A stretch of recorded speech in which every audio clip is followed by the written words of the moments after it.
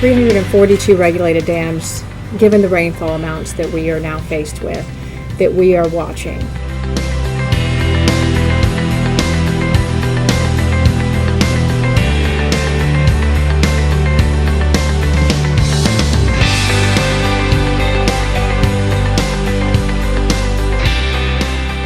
Our response teams were comprised of not just Bureau of Water staff, but our regional staff.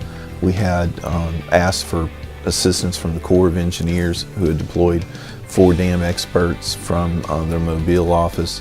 And we had assistance from all across environmental affairs to help man the war room, to go out and do inspections. It was definitely a team effort.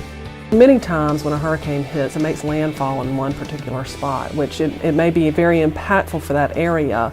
The department can deploy resources from across the state to that one area to assist. Hurricane Matthew was a bit unique in that it skirted the entire coast, which meant when we got up into the aerial surveys, we saw that the impacts were across the entire coast. They stretched from Daufuskie Island to North Myrtle Beach. That was a challenge for us, especially with our staff and working across large expanses of the coast. They walked approximately 75 miles. They visited 1,200 sites, evaluated over 2,000 structures, all in a matter of 2 weeks. Many of them had been personally impacted by the storm, and they were able to put that aside and work very efficiently and effectively in getting out to do damage assessments to ensure that the citizens that had been impacted along the coast would have an efficient and effective assessment done as quickly as possible. We have to rely a lot on the rest of the agency, on our partners throughout the other sections of the agency.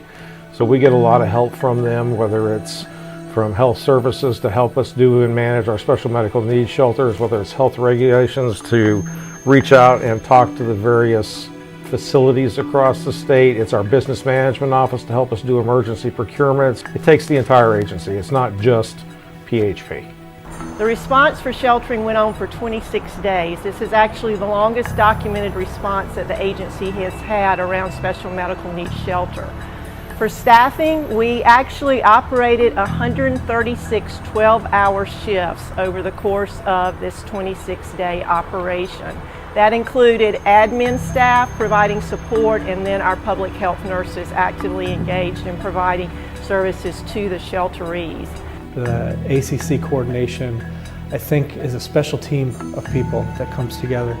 I think one of the reasons we're so successful is we know each other's strengths, we know our opportunities, and because it's a smaller group of people than you would have, say, at the State Emergency Operations Center, everyone's accessible to everyone else. So if someone has a problem, they say, hey, I've got a problem, and we all sort of pull together and we cross, it doesn't matter, we cross divisional lines, bureau lines, to help each other get the problem solved. One of the things that the governor instituted with the flood last year was what she calls Team SC events, and these are events where she pulls together the state agencies in conjunction with her office to go out to the impacted communities and provide resources to those families in need in those communities.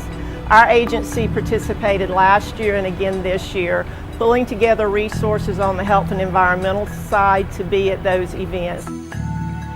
I think each time I'm working in response, I see that once again our agency employees step up to the plate.